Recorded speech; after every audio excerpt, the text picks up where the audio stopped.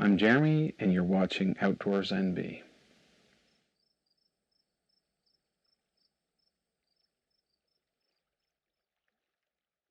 In the video series that follows, we're going to chronicle a 2-day trip on the Bay of Fundy that helps me complete my goal of paddling the entire New Brunswick side of the Bay of Fundy, which is roughly 290 kilometers. I previously hiked the Fundy Footpath from Big Salmon River to Fundy National Park back in 2006 and was very curious what that area would be like by way of kayak. I wasn't disappointed. There was fog on the first day, but that kind of added to the mystique of the entire trip. We'd been paddling along, talking with each other as we paddled, not really paying attention to the shoreline, which at times it was foggy enough that you couldn't see the tops of the cliffs that we were paddling beside. We'd be paddling along, talking to each other, and out of the fog would come this monolithic rock, a couple of 100 feet high. This was very cool, and I put some pictures of that on our Instagram feed, which were very well received. One of my paddling goals, not long after I started taking courses in the Paddle Canada system, was to paddle the entire New Brunswick side of the Bay of Fundy.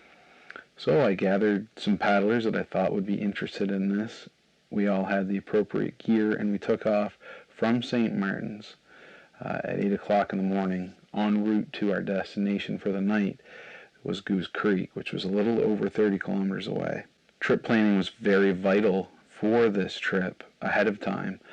The Bay of Fundy has some of the highest tides in the world, highest tidal range, and that creates a fair bit of current along the coastline. During the flood and the ebb, there's roughly a knot and a half of current just out along the contour lines just offshore.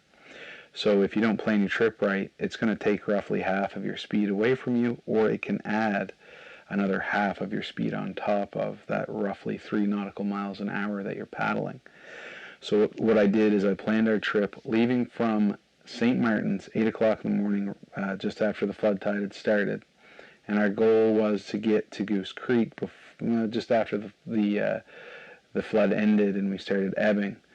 We made a couple of stops. I was hoping to paddle straight through, but none of us were really up to, we needed bio breaks and food breaks and that sort of thing.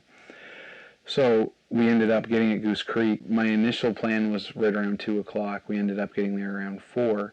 And I was happy to find out that there isn't a lot of westerly current on the ebb tide at Martin Head. It actually pushes offshore. So we were able to stay in an eddy around that on our way to Goose Creek. So it all worked out very well. That very first day, very foggy as I said, but the wind was very light, so that we had that going for us.